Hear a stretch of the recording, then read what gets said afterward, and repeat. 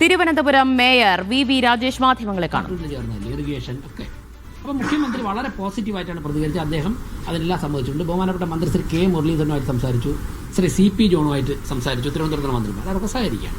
Waste management താങ്കൾ ചോദ്യത്തിന് ഉത്തരം. അപ്പം ഞങ്ങൾ തെരഞ്ഞെടുപ്പ് സമയത്ത് ജനങ്ങളുടെ മുമ്പാകെ വെച്ച 4 കാര്യങ്ങളിൽ സമയബന്ധിതമായി മുന്നോട്ട് പോയിക്കൊണ്ടിരിക്കുക തന്നെയാണ്. അത് തെരുവുനായ ശല്യം പരിഹരിച്ചു തുടങ്ങി. അപ്പം ഇങ്ങനെ പ്രവർത്തിക്കുന്ന ഒരു കോർപ്പറേഷനിൽ ഭരണം സ്തംഭനമെന്ന് ആരെങ്കിലും പറഞ്ഞാൽ പിന്നെ ഇന്ന് അവധി ദിവസമില്ലേ?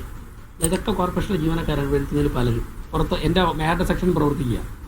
ഞാൻ രാവിലെ 10:30 ഇവിടെ വന്നു ഇല്ലേ?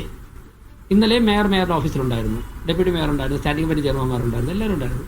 ഹോസ്പിറ്റലിൽ നിന്ന് ഡിസ്ചാർജ് വാങ്ങിയിട്ട് ഡോക്ടറോട് അങ്ങോട്ട് പറഞ്ഞ് ഡിസ്ചാർജ് വാങ്ങിയത്.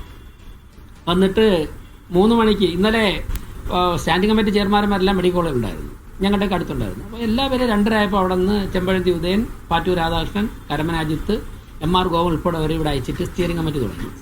4 മണിയായപ്പോൾ മേയർ പങ്കെടുത്ത് ചർച്ച ചെയ്യേണ്ട 2-3 അജണ്ടകൾ മാറ്റി വെച്ചിരുന്നു. മേയർ ഇവിടെ എത്തി, അതിൽ പങ്കെടുത്തു. ഇതിലപ്പുറം വേഗതയിൽ ഏത് തരത്തിൽ പിന്നെ രാത്രി 10 മണിക്കും 11 മണിക്കും ഒക്കെ നിങ്ങളിവിടെ വന്നിട്ടുള്ളവരുണ്ടാകാമായിരുന്നു. ഇവിടെ ആ സമയത്ത് ചർച്ചകൾ പലതും നടക്കുകയാണ്, ജനങ്ങൾ വരികയാണ്. മേയറെ കാണാൻ വേണ്ടി വരുന്ന ആർക്കെങ്കിലും കാണാൻ പറ്റിയില്ലെന്ന് പറയാറുണ്ട്. തിരുവനന്തപുരം കോർപ്പറേഷന് പുറത്ത് ഞാൻ സ്ഥലം എല്ലാം പറയുമ്പോൾ പല സ്ഥലങ്ങളിൽ നിന്നും ജനങ്ങൾ പല കാര്യങ്ങൾക്ക് വേണ്ടി കോർപ്പറേഷനിൽ വരുന്നുണ്ട്. ചിലത് നമുക്ക് ചെയ്തു കൊടുക്കാൻ പറ്റും വ്യക്തിപരമായിട്ടൊക്കെ, ചിലത് സാധിക്കുന്നതല്ല. ഇങ്ങനെ പ്രവർത്തിക്കുന്ന ഒരു ദിവസം ഇവിടെ പ്രധാനപ്പെട്ട ആരെങ്കിലും അവധി എടുത്തിട്ടുണ്ട്, ഈ ഓഫീസിൽ ഫംഗ്ഷൻ ചെയ്യാറുണ്ട്. അപ്പം അങ്ങനെ പ്രവർത്തിക്കുന്ന ഇതിലപ്പുറം എന്താണ് മനുഷ്യസാധ്യമാകുന്നത്? ചോദ്യം ചോദിച്ചാൽ നിങ്ങൾ പറഞ്ഞിട്ടുണ്ട്. പറഞ്ഞപ്പോൾ എന്താണ്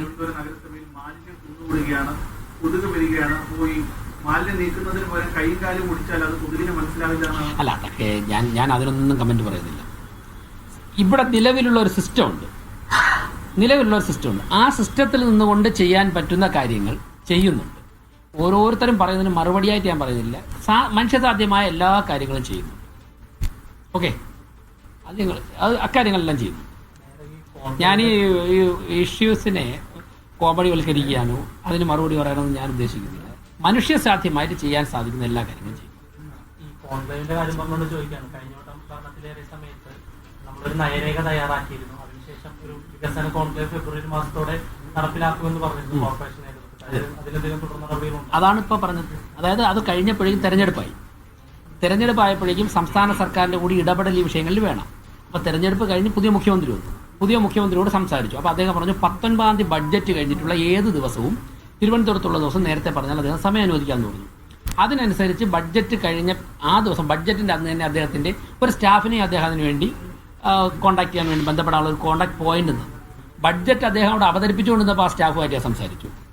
നമ്മൾ ഏതൊക്കെ പറഞ്ഞ ഡേറ്റ് തന്നെ അവർ സമ്മതിച്ചു. ആ ഡേറ്റിലെ തയ്യാറെടുപ്പുമായിട്ട് ബന്ധപ്പെട്ട് ബിജു പ്രഭാകരനോട് സംസാരിച്ചു, കെ മുരളീധരനോട് സംസാരിച്ചു. അങ്ങനെ പ്രോസസ് മുമ്പോട്ട് പോയി. ഇന്നലത്തെ സ്റ്റിയറിംഗ് കമ്മിറ്റി ചർച്ച ചെയ്തു. കോർപ്പറേഷൻ സംഘർഷവുമായി ബന്ധപ്പെട്ട് കഴിഞ്ഞ ദിവസമുണ്ടായ സംഘർഷവുമായി ബന്ധപ്പെട്ട് പ്രതികരിക്കുകയായിരുന്നു മേയർ വി രാജേഷ്. സമരം വരട്ടെ, അതിനെ അപ്പോൾ നേരിടാം എന്നാണ് അദ്ദേഹത്തിന്റെ ഒരു നിലപാട്.